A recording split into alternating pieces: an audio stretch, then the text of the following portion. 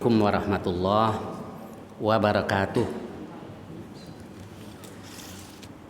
Alhamdulillahilladzi arsala rasulahu bil huda wa dinil haqq liyuhhirahu 'alad dini kullih wa kafaa billahi syahida. Asyhadu an la ilaha illallah wahdahu la syarikalah wa asyhadu anna Muhammadan 'abduhu wa rasuluh. Allahumma salli wa sallim wa barik ala nabiyyina Muhammad wa ala alihi wa sahbihi ajma'in, amma ba'd.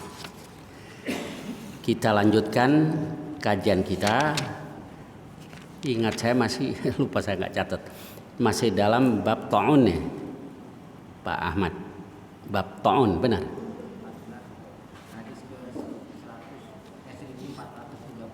Eh, 34, betul. Jadi masih bab ta'un. Kita sampai pada hadis 1434. Bismillahirrahmanirrahim. Hadithu Abdurrahman ibni Aufin an Abdullah ibn Abbas. Hadithu Abdurrahman ibni Auf an Abdullah ibn Abbas, dari Abdullah bin Abbas, anna Umar bin Al-Khattab, bahwa Umar bin Khattab radhiyallahu an kharaja ila Syam, dia keluar ke Syam, hatta idza kana bi Sargha laqiyahu umaraul ajnad. Ketika dia sampai di Sargh, Sargh itu desa yang ada di lembah yang ada di Tabuk. Dia sudah masuk wilayah Syam. Laqiyahu umaraul ajnad, maka Umar ditemui oleh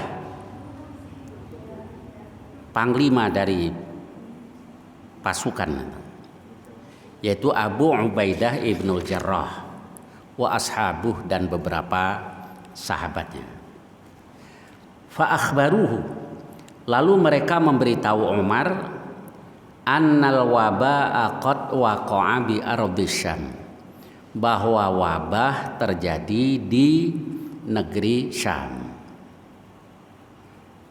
Qala Ibnu Abbas katakan, faqala Umar, lalu Umar katakan, ud'uli al-muhajirin al-awwalin, panggilkan untukku kaum muhajirin yang terdahulu. Fada'ahum, lalu dipanggil oleh Umar. Fastasyarahum, lalu dia bermusyawarah dengan mereka. Nah, ini yang dicontohkan oleh Amirul Mukminin Umar bin Khattab radhiyallahu an, musyawarah. Jadi beliau dalam rangka menjalankan firman Allah, wasyawirhum fil amar, ajaklah mereka musyawarah dalam urusan itu, atau di ayat lain wa amruhum syura bainahum, urusan mereka ya dimusyawarahkan sesama mereka. Baik, kalau Rasul saja disuruh musyawarah, ya apalagi Al-Khulafaur Rasyidun. Rasul suruh musyawarah. Jadi bukan diktator, tidak. Atau musyawarah pura-pura doang gitu. Ada juga ya orang musyawarah pura-pura tapi sebetulnya sih mesti begini. Nah, ini namanya diktator. Wa akhbarahum annal waba qad waqa'a bisyam. Dia beritahu mereka bahwa wabah terjadi di Syam. Nah, kemudian al-muhajirun al-awwalun, orang-orang muhajir yang terdahulu ini, fakhtalafu, mereka berselisih, beda-beda pendapat. Faqala ba'duhum, sebagian dari mereka katakan, qad kharajta li amrin wala nara an tarji'an. Jadi sebagian berpendapat engkau sungguh telah keluar untuk satu urusan atau karena satu urusan, maka wala nara an tarji'a anhu. Kami berpendapat bahwa engkau tidak boleh kembali gitu. Kan sudah keluar untuk satu urusan, ya sudah jalan terus. Nah, ini sebagian berpendapat begitu.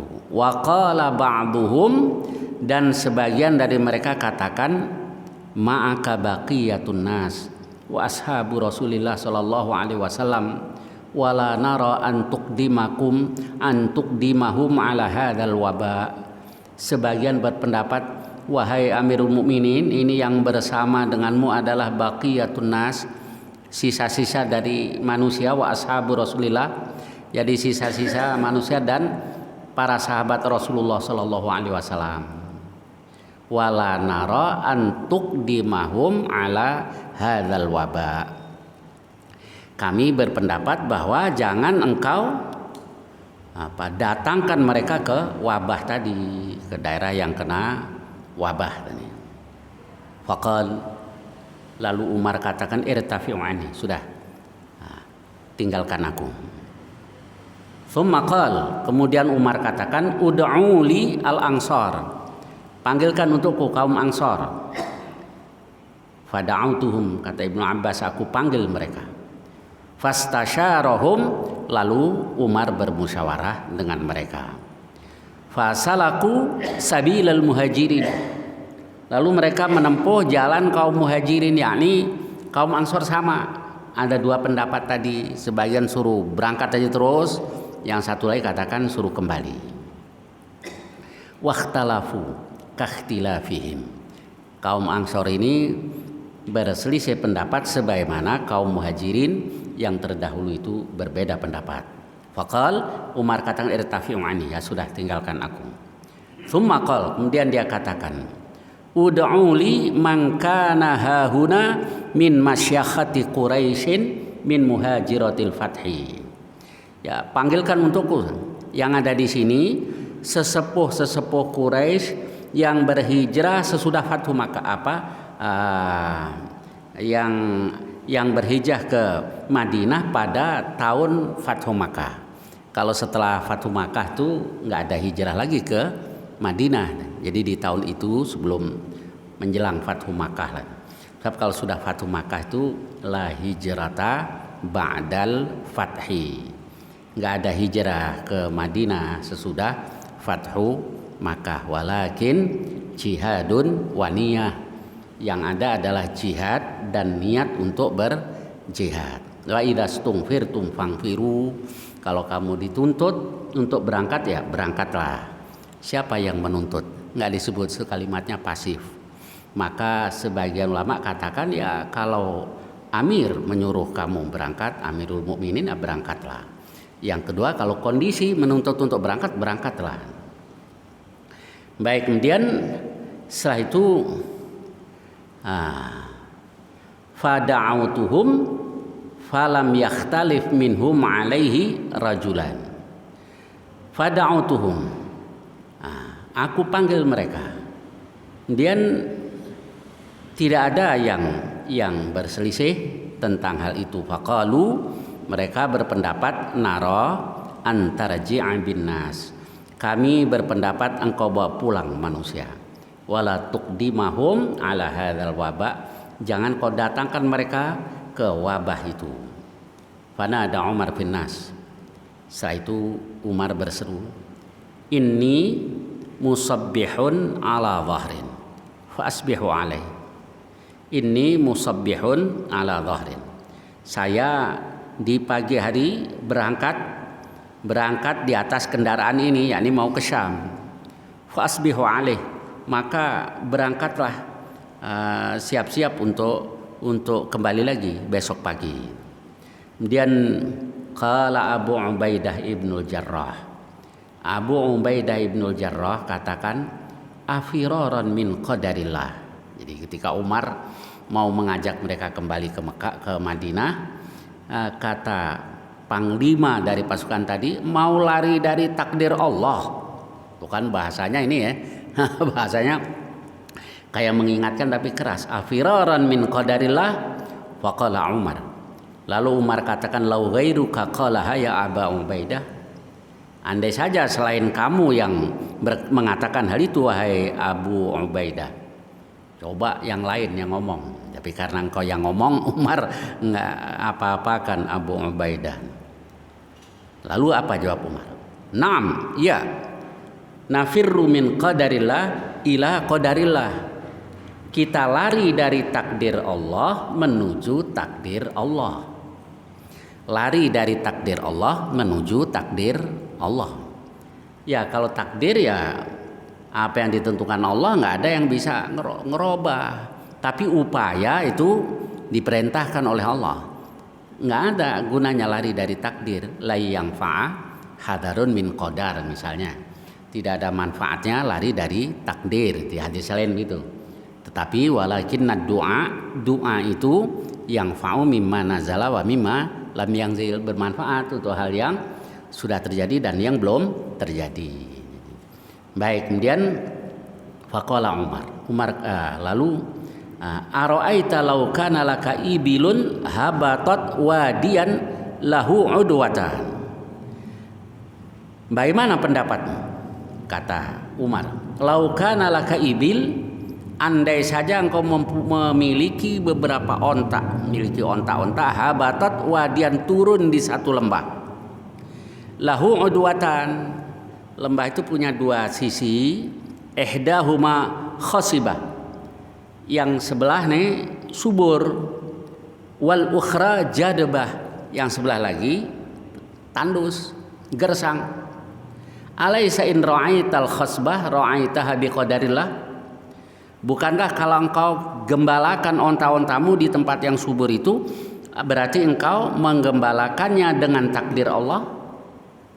Wa in ra'aital jadbah ra'aitaha biqadarillah. Dan kalau engkau menggembalakan onta-onta itu di sisi yang tandus, yang gersang, berarti engkau menggembalakannya dengan takdir Allah. Itu diskusi antara Umar dan Abu Ubaidah ibnul Jarrah. Ketika dalam keadaan seperti itu, tiba-tiba faja'a Abdurrahman bin Auf. Faja'a Abdurrahman bin Auf, maka datanglah Abdurrahman bin Auf. Wa kana mutaghayyiban fi ba'di hajatihi. Dan tadi si Abdurrahman ini sedang tidak ada di situ, tidak hadir untuk satu hajatnya. Faqal. Kemudian Abdurrahman katakan, inna indi fi hada ilman. Saya punya ilmu tentang hal ini. Sami'tu Rasulullah sallallahu alaihi wasallam yaqul, aku dengar Rasulullah SAW bersabda, idza sami'tum bihi bi ardin, kalau kamu mendengar wabah itu ada di satu negeri, fala taqdamu alaih, jangan kamu mendatangi negeri itu. Wa idza waqa'a bi ardin wa antum biha, dan kalau wabah itu terjadi di satu negeri, wa antum biha, sedangkan kamu berada padanya, fala takhruju firaran minhu, jangan kamu keluar karena lari meninggalkannya. Jadi ternyata ijtihad Umar tadi sesuai dengan sabda Rasulullah Sallallahu Alaihi Wasallam, karena ijtihadnya ternyata benar. Fahamidallaha Umar tsumman sarafa. Umar pun memuji Allah dan berangkat. Nah, banyak pelajaran yang dapat kita ambil dari hadis ini. Di antaranya bahwa para sahabat biasa beda pendapat. Kalau beda pendapat ya dimusyawarahkan. Nah, kadang-kadang orang membawakan hadis ini sampai di situ doang. Tuh, sahabat biasa beda-beda pendapat. Ya, ada bedanya dengan kita. Sahabat beda-beda pendapat, tapi kalau dikasih tahu hadis Rasulullah SAW, mereka taslim, terima. Ini begitu Abdurrahman bin Auf katakan, saya dengar Rasulullah Shallallahu Alaihi Wasallam bersabda begini. Nah, mereka terima. Kalau kita beda, ya sampai kapanpun beda gitu ya, beda. Meski tahu ini salah, ini pendapat saya, ya kan. Nih ada apa ngeyel-ngeyelnya kan ya. Ngeyel, sudah tahu salah ya tetap saja apa tidak mau terima. Nah, dan yang kedua Umar. Umar itu pernah katakan wafaqtu rabbi fi arba'.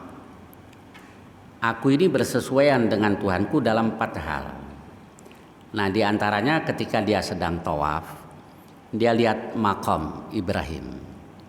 Batu yang dijadikan tangga oleh Nabi Ibrahim untuk membangun Ka'bah. Dia katakan, "Ya Rasulullah, wahai Rasulullah, andai saja tempat ini dijadikan tempat sholat." Lalu turun ayat wattakhidhu mim maqami Ibrahim musalla, dan jadikan dari makam Ibrahim itu sebagai tempat sholat. Jadi ayat itu turun setelah Umar katakan kepada Rasulullah SAW, usulkan supaya itu dijadikan tempat sholat.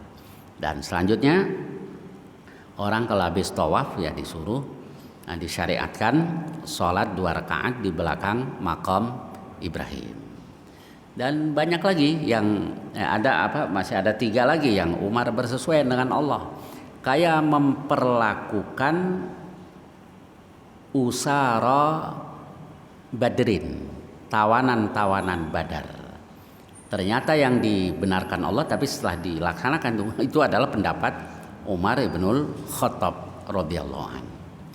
Tapi biar Umar kayak begitu, nggak pernah dia sombong lah kepada Rasulullah SAW, tidak taat kepada Rasul atau merendahkan Rasulullah SAW, tetap taat pada Rasul.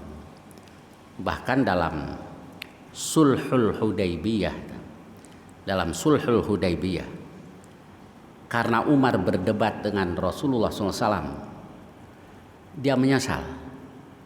Dia banyak istighfar, banyak berbuat baik karena menyesal habis berdebat dengan Rasul.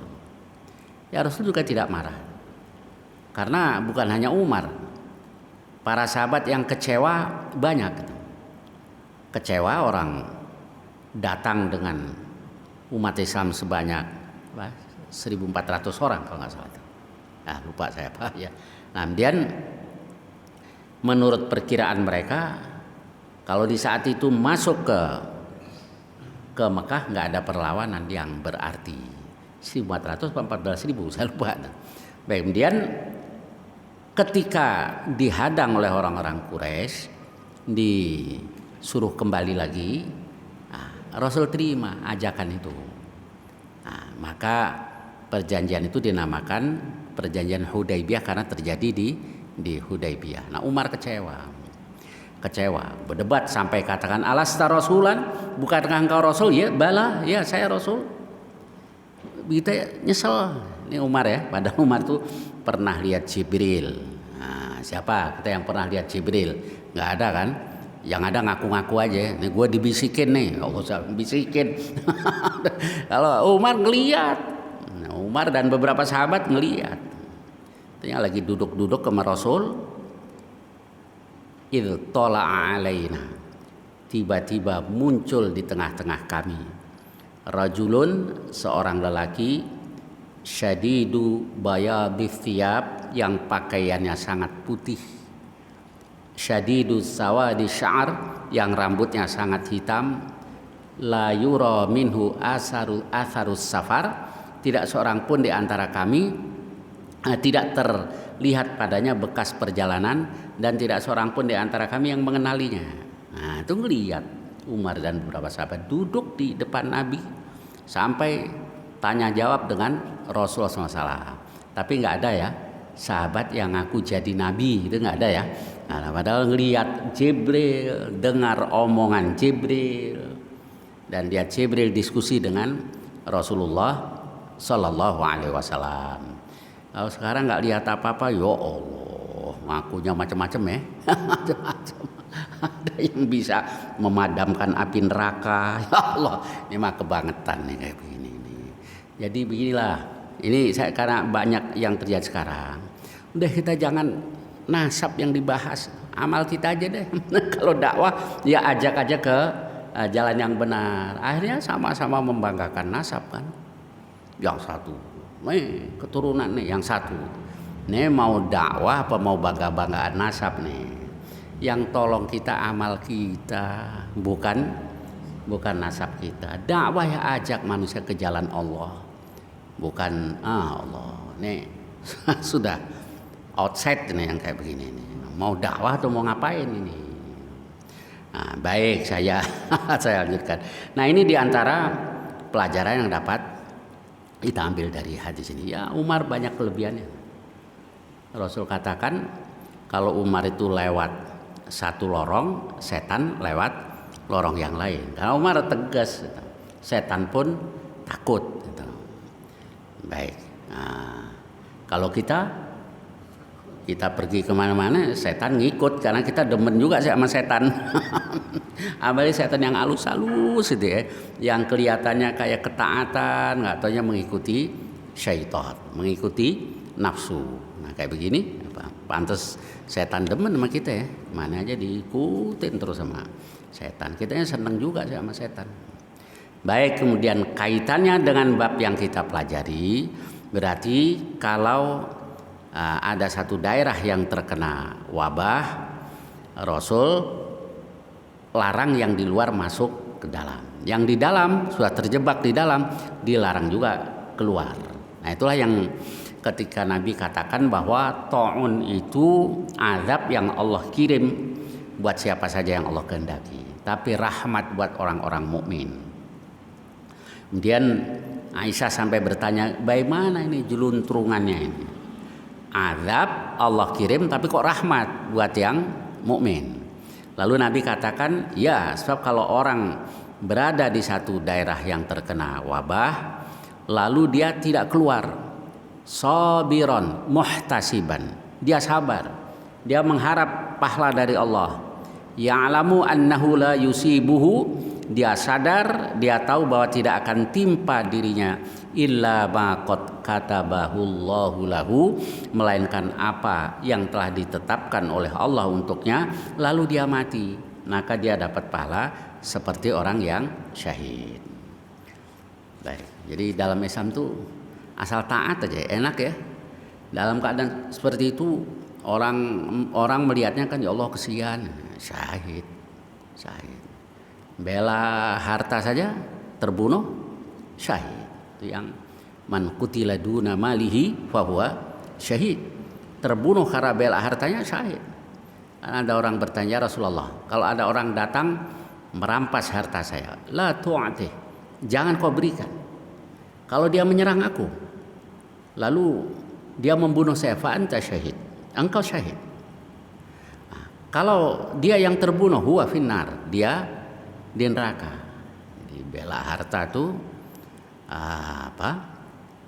syahid kalau mati. Apalagi bela agama Allah ya. itu yang paling tinggi itu man qatala litakuna kalimatullahi hiyal ulya, barang siapa berperang supaya kalimah Allah jadi luhur, bahwa fi sabilillah, maka dia di jalan Allah. Baik, kita lanjutkan. Babu la adwa, bab tidak ada adwa. Nah, adwa ini apa? Penyakit menular. Nanti kita bahas insyaallah. Nah, gimana dari satu sisi Nabi tadi ajarkan kepada kita begitu ya, nggak boleh masuk ke satu daerah yang terkena wabah, yang di dalam tidak boleh keluar. Tapi nanti di hadis berikut tuh Nabi katakan la adwa, nggak ada tiarah. Tiarah itu tatoyur. Tatoyur itu diambil dari kata toir. Toir itu artinya burung. Nah, dulu orang-orang Arab kalau mau bepergian misalnya, itu burungnya diusir. Nah, terbangnya kemana nih? Kalau terbangnya ke kanan, ada yang katakan, ini bagus nih. Kita bagus kalau pergi ke sana.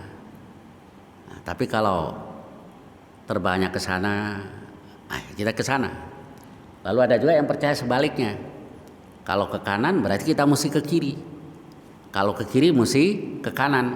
Nah, itu awalnya begitu. Nah, selanjutnya mempercayai tanda-tanda sial itu dinamakan tatoyur. Oke, kemudian sebelum kita baca hadisnya tadi, ada juga yang bertanya, ya Rasulullah, kami biasa tatoyur di zaman jahiliyah. Apa kata Rasul? Dzalika syai'un tajidunahu fi sudurikum. Itu adalah suatu yang kamu dapati ada di dada kamu.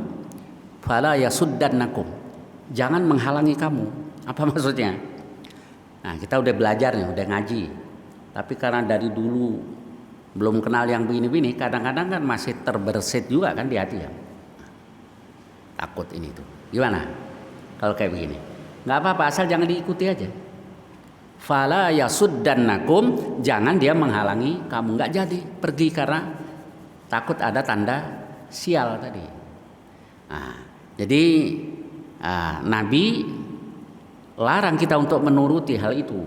Maka kalau kita mau bepergian, Nabi suruh baca kalau keluar rumah, Bismillahi tawakkaltu 'alallah, la haula wala quwata illa billah. Sekarang di masyarakat kita ini dulu, tapi kalau sekarang kayaknya masih ada juga kayaknya yang mempercayai hal begini. Kalau banyak semut itu ibu-ibu biasanya. Wak meninggal mak. Ya Allah, pantesan semut di mana-mana, padahal dia malas bersih-bersih aja ya. Jadi nggak dilap sih, maka banyak semua jadi dikait-kaitin. Macam-macam. Kalau ada burung yang ada yang mati. Saya bilang no, di karet tuh banyak yang mati. Di karet ada orang nguburin, nggak ada orang nguburin. Kalau lagi nggak ada burung itu ya nggak ada. Di kampung dulu gagak, burung gagak.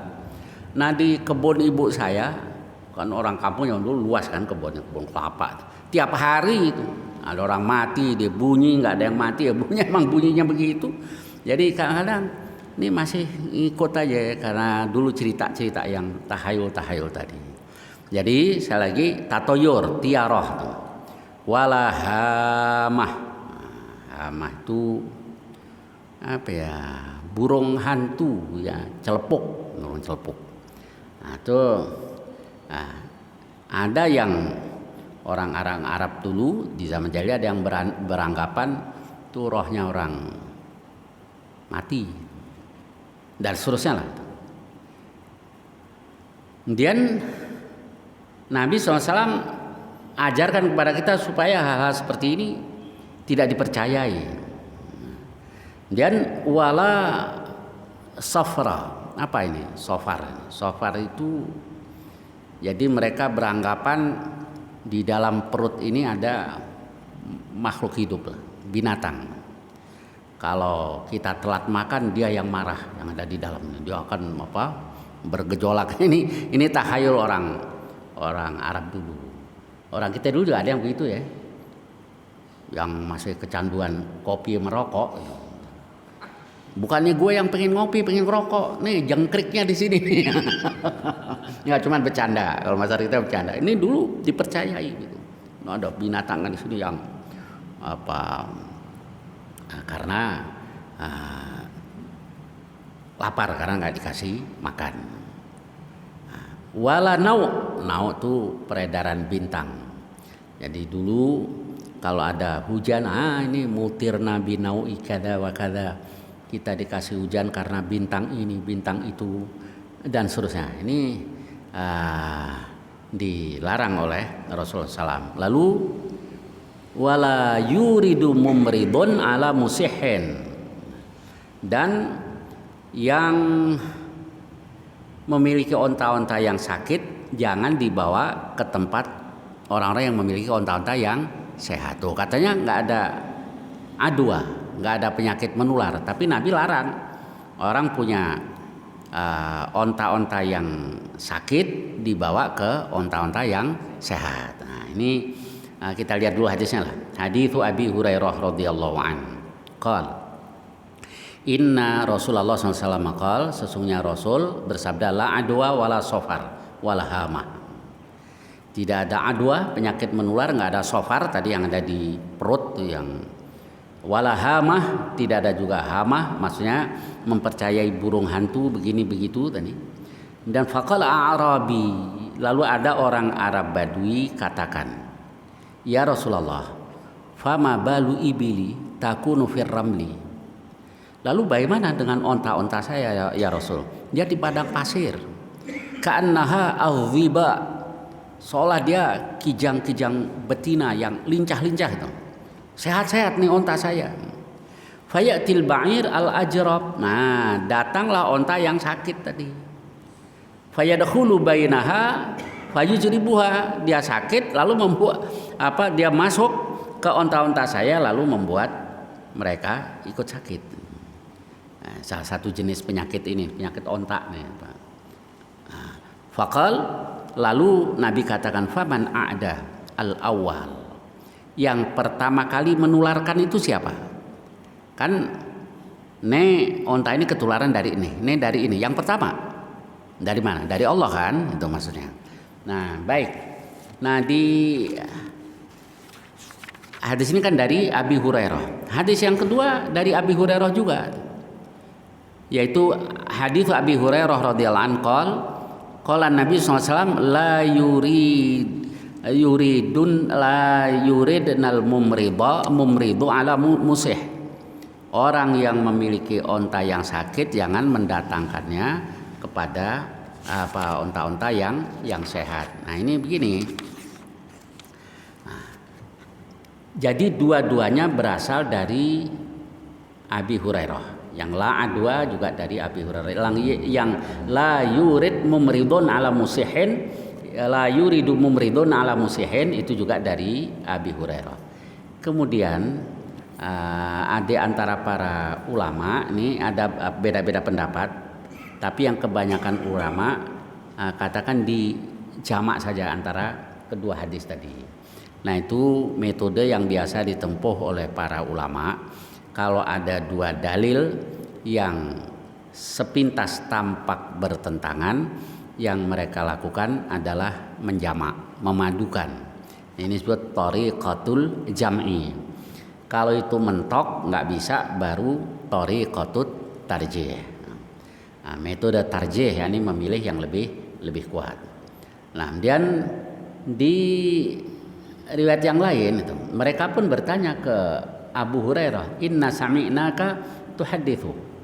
Nah, kemudian kayaknya Abu Hurairah tidak mau mengakuinya itu. Nah, lalu salah seorang perawi itu katakan fala adri, perawi yang bernama Abu Salamah, saya tidak tahu. Nasya Abu Hurairah, apakah Abu Hurairah itu lupa? Nasakha ahadal qaulain, atau salah satu dari dua perkataan itu menghapus yang lain, yakni ada yang sudah mansukh. Tetapi kalau jumhurul ulama berpendapat yajibul jam'u baina hadain al haditsain, wajib dijamak antara dua hadis tadi. Ya, al jam'u ma'amkan, menjamak sedapat-dapat mungkin. Nah, cara menjamaknya, sami'tu Rasulullah sallallahu alaihi wasallam yaqul la tiyarata wa khairuha al-fa'l. Tidak ada tatayur. Yang lebih baik dari yang terbaik darinya adalah al-fa'al tafa'ul wa mal fa'lu. Apa al-fa'al itu? Qal al-kalimatus shalihah, kata-kata yang baik, yasma'uha ahadukum, yang didengar oleh salah seorang dari kamu. Padahal kalau lagi tawaf, nah, itu suruh ngomong yang baik. Kata Rasul, at-tawaf salah. Tawaf itu adalah salat. Bedanya apa? Boleh ngomong. Maka fa idza takallamtum fala tatakallamu illa bi khair. Kalau kamu bicara, jangan bicara kecuali yang baik. Nah, baik, kemudian hadis berikutnya. Hadis Ibnu Umar, anna Rasulullah SAW qala, bahwa Rasul bersabda, la adwa, tidak ada adwa tadi, penyakit menular. Kemudian wala tiarah, tidak ada juga tatoyur, maksudnya dilarang tuh. Wasyu'mu fi talat. Asyu'mu, kesialan itu ada 3 hal. Fil mar'ah, istri, wadar, wadabah, rumah dan kendaraan tadi. Lalu hadis berikutnya hadis Sahl bin Sa'din As-Sa'idi anna Rasulullah sallallahu alaihi wasallam qala in kana fi syai'in, kalau dia ada pada sesuatu, fafil mar'ah wal faras wal maskan, yaitu ada pada istri, kuda atau kendaraan, wal maskan dan tempat tinggal. Apa maksud dari hadis tadi? Kalau ada, maka ya dalam 3 hal tadi. Di sini ada yang mengartikan ya nggak ada gitu. Kemudian ada juga yang katakan ya ada kadang-kadang pada 3 hal tadi. Kesialan istri, apa itu? Adamu wiladatiha, tidak melahirkan atau mandul, dan lidahnya yang apa ini bahasa kita ini? Salatoti lisaniha. Adamu wiladatiha wa salatatu lisaniha. Mulutnya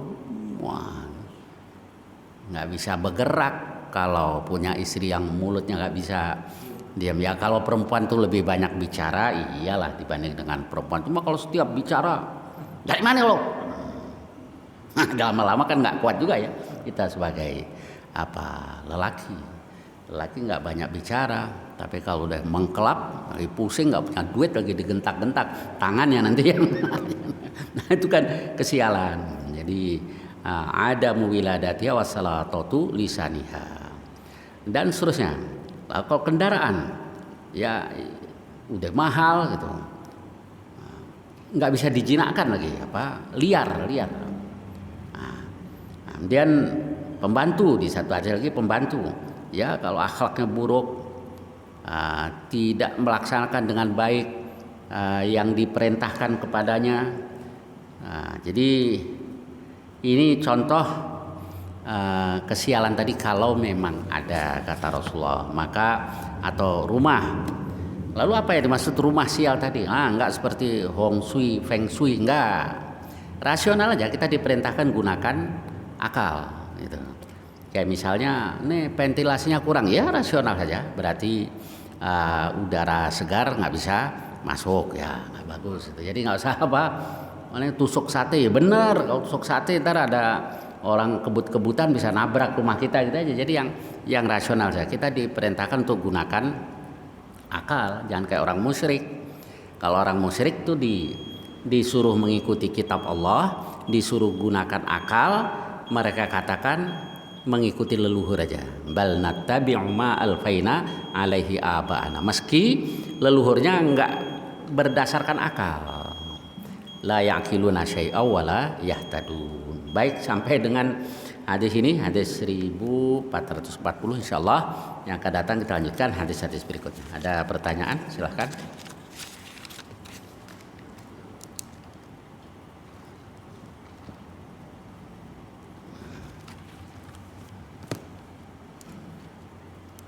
Baik, kalau tidak ada sampai di sini, mudah-mudahan banyak manfaatnya.